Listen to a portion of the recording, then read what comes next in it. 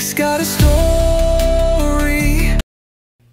Okay friend, itong kwento na ito na ang pinakamalungkot siguro. Isang araw, nagpunta ang kaibigan na kagawad ni tatay at sinabi si tatay na may libreng tuli doon sa bayan. Patuloy mo yan si Nick para makatulong sa kanya. Sige pre, salamat sa pag-inform sa akin. Sige pre, mauna na ako. May trabaho pa akong gagawin eh. Okay pre, ingat ka. O Nick, ikaw na dapat. Balatan mo na yung pipino mo ha. Sige tay, pero hindi ko pa naintindihan noon o na-discover na may ganon. Pero sinabihan naman ako kung paano hilahin ang balat, pero yung problema ay maliit pa lang nahila ko. Kung pipilitin medyo masakit siya. Kaya hinayaan ko na siya. Nung palapit ang araw na tutulin ako, sobrang excited ko pa. At nag-alarm pa ako ng alas 4 pa ng umaga para mauna ako at nakapagsimba na rin ako. Fast forward. Dumating na ang araw ng tulian. So kasama ko pa noon si nanay. O Nick, sigurado ka ba? Ready na yung pipino mo? Oo naman ay. Ako pa ba? At naghintay kami ng motorsiklo na masakyan namin. Maya-maya pa dumating at kilala ni nanay at tawagin natin kay Kuya Jay. Di nagpapanggap na pangalan. So sumakay na kami patungo sa bayan. At pagdating namin sa bayan ay nagtungo muna kami sa simbahan dahil sobrang umaga pa. Pagdating namin sa simbahan, sobrang aga pa. Nagsimba kami ni nanay para tamang dating lang ng kabatch kong magpaduli din. Narinig ko pa ang announcement ng pare. Good luck sa tuliin mamaya sa eskwelahan. Okay friend, explain ko lang ang place. So, yung simbahan sa amin ay malapit lang sa paaralan na sakop pa nila ito. Isa siyang private na eskwelahan nagaganapin namin at nagdasal pa ako noon na sana matuloy na ang pinapangarap ko. Isang bad trip sa akin nang nakita ko yung kaklase ko na parang nag-aasar sa akin at sinabi niya sa akin, "Hi supot," sabi niya. Inaaway mo naman ako. Pare-pareho naman tayo supot. Ka, siniswerte ka. Grabe yung tingin ko sa kanya.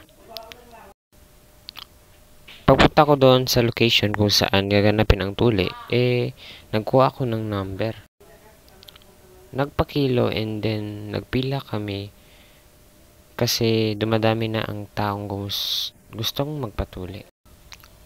Dahil libre, syempre, siksikan ang mga kaedad ko. Sinasabihan naman sila ng nurse na huwag mag-unahan, dapat sunod sa numero. Pero di maiwasan na nag-uunan talaga sa pila. Balik tayo sa aking sitwasyon. So, sinabi ko, ako ng nanay ko, sa CR muna tayo, patingin ako ng pipino mo. Kung handa na ba o hindi pa. Hindi ako kumilos, nandyan lang ako sa gilid, nakatingin sa crowd na sitwasyon. Isa pa dyan, pagkakamali ko ay hindi kami umuwi sa bahay ng biyanan. Kasi hinintay ko magkaunti ang tao sa pila pero nabutan ako ng alas 4 ng hapon. Maliit na ang mga tao pero hindi ako umabot. Kasi pagod na rin sila, bale nalista na lang ako sa bond paper. Pero babalik pa ako. Kinabukasan, so pumunta muna kami sa biyan namin at grabe yung galit niya sa akin sa pangyayari.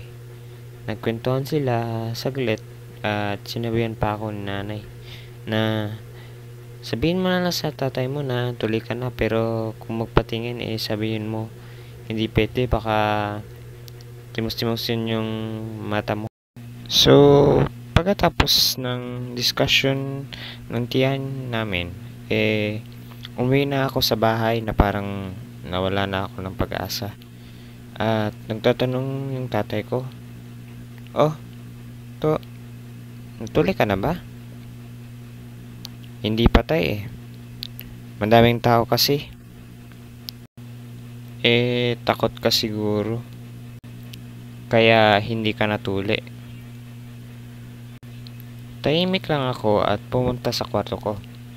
At pinag-iisipan kung ano ang mga hakbang kong gawin. Kinabukasan, pumunta kami sa health center na talaga kasi tapos na yun sa paralan. So, may kasabayan pa rin ako pero hindi na marami. Medyo konti na.